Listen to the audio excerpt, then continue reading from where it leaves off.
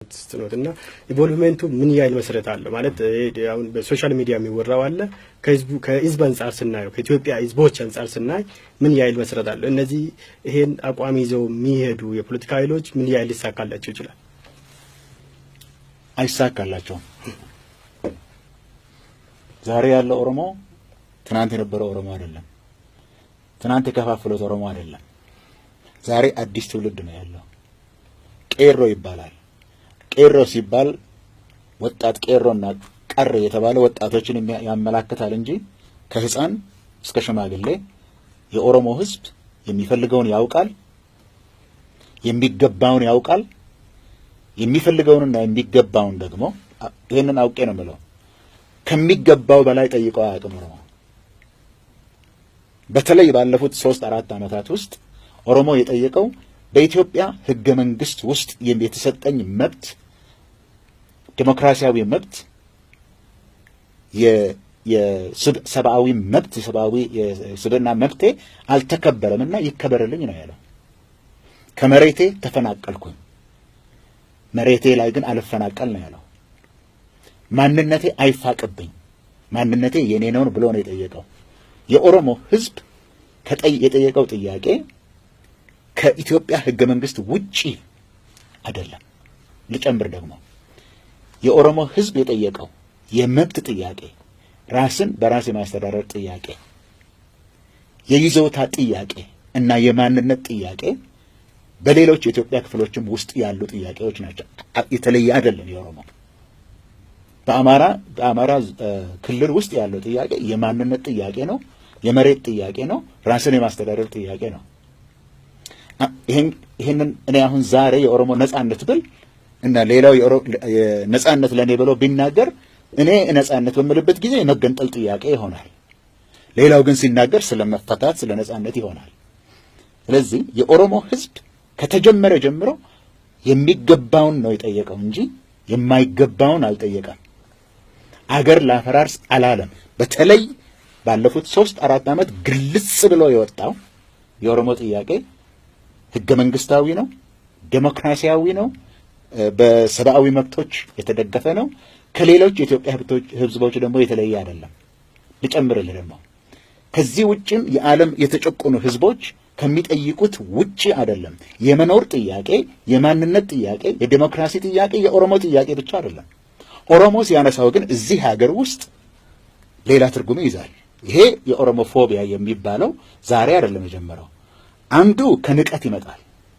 የኦሮሞን ህዝብ ከመናቅ ይመጣል የኦሮሞ ህዝብ የሚናቅ ህዝብ አይደለም የኦሮሞ ህዝብ እቺን አገር ለመመስረትም ለማኖርም ከውጭ ጠላትም ለማዳንም ከፍተኛ መስዋዕትን የከፈለ ህዝብ ነው የኦሮሞ ህዝብ የራሱን ታሪክ የሚያውቅ ለኢትዮጵያ የሚሰጠው ደግሞ በዲሞክራሲ ይሁን በኢኮኖሚ በኩል ይሁን ወደ ኢትዮጵያ የሚያመጣው ነገር ኢትዮጵያ እንድትኖር የሚያደርግ ህዝብ ነው ይሄንን ህዝብ መናቅ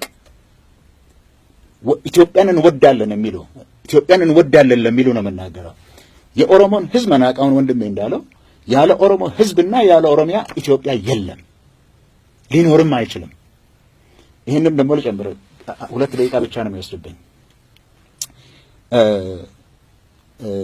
ንቀት አንዱ ነው ፍርሃት ደግሞ ሌላ ነው የኦሮሞ ህዝብ ብዛት አለው አሁን ደግሞ ባለንበት ደረጃ ደግሞ ያንን የሚገባውን መብት ለመጠየቅና ለማግኘት ቆርጦ የተነሳ ህዝብ ነው ለአንድ ዓላማ የተሰለፈ ህዝብ ነው ይሄ ጉዳት አይደለም የኦሮሞ ብሔረተኝነት አንድ ጊዜ ተፈጥሮ ሸልፍ ላይ የተቀመጠ እዛው የበሰበሰ ያለ ብሔረተኝነት አይደለም ከተጀመረበት ጊዜ ጀምሮ ያድጋል ይሰፋል እርግጥ ነው መጀመሪያ የሚጀምርበት ጊዜ የኦሮሞ ብሔረተኝነት መጀመሪያ ላይ ሲጀምር የደረሰበትን በብዛት ይናገርና እነዚህ ወገኖች እነዚህ ቡድኖች በኔ ላይ ጉዳት አድርሰዋል ብሎ ኔጌቲቭ የሆነ አሉታዊ ብሔረተኝነት ነበረ 91 ላይ በደረስንበት ጊዜ ግን 91 ላይ መልስ ስለተመለሰ ኦሮሚያን ስላገኘን በአንድ ላይ እጨርሳለሁ ይሄንን ኦሮሚያ ተገኝቷል በኦሮሚያ ቋንቋ ስለምንናገር የኦሮሞ ህዝብ የራሱን ባህል የራሱን በገዳ የመኖር ነገር እያነሳው መጥቶ ብሔረተኝነቱ የኦሮሞን ህዝብ በመውደድ እንጂ ሌላውን ወገን በመጥላት ላይ ያልተመሰረተ መሆኑን አሳይቷል። ባለፉት ጊዜያት ደግሞ ይሄ ምናልባት ይሄ ነገር በእንግሊዝኛ ቋንቋ ብለው ግልጽ ይል ይሆናል። መጀመሪያ አሉታዊ የሚለው ኔጌቲቭ ናሽናሊዝም ነበረ። አንታይ ነፍጠኛ ናሽናሊዝም አዝ ክላስ ነበረ። ከዛ ኦሮሞን የመውደድ የኦሮሞን ባህል የማሳደግ ኦሮሚያን የመውደድ የኦሮሞ ህዝብ የመውደድ ፖዚቲቭ ብሔረተኝነት ሆነ። አሁን ደግሞ ባለፉት 3 ዓመታት ውስጥ የራሱን ስላገኘ ኢትዮጵያን ሁሉ የሚያድን ፍትህን፣ እኩልነትን፣ ነጻነትን፣ የሰው ልጅን መብት እና ህገ መንግስታዊ የበላይነትን የሚጠይቅ ፕራግማቲክ ናሽናሊዝም ነው የሆነው።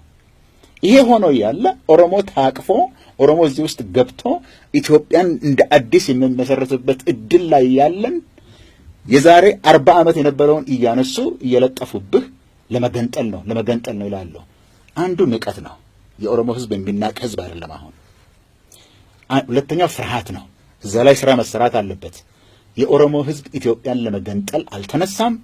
ኢትዮጵያን ለመገነጣጠል አልተነሳም።